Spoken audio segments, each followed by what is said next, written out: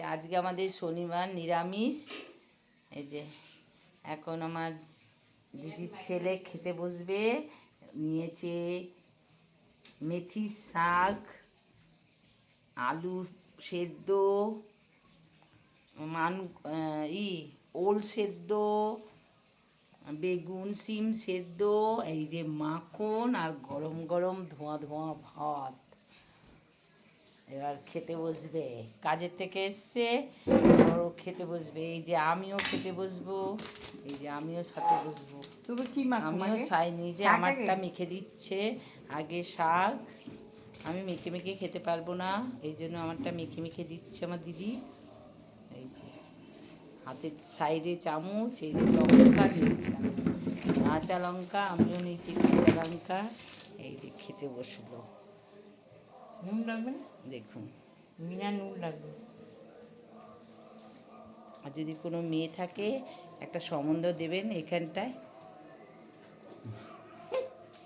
হ্যাঁ, এই আমার দিদির ছেলে দেখতে কিন্তু কিন্তু খুব সুন্দর, ফর্সা। ঘোড়ার ডিম ফর্সা না, ফর্সাই আছে তোর মতন।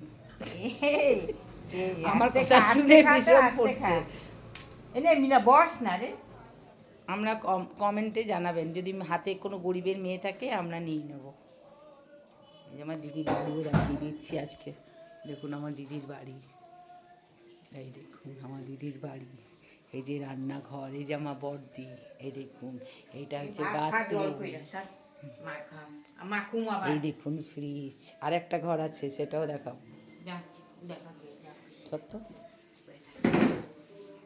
এই যে বারান্দা, এটা মেন দরজা, এই দেখুন টিভি চলছে, বগলা মামা সিনেমা চালিয়েছে। এই যে শোকেস সব আছে বাড়িতে, কোনো অসুবিধা নেই। এই যে ঠাকুরও আছে, এই যে দেখিনি।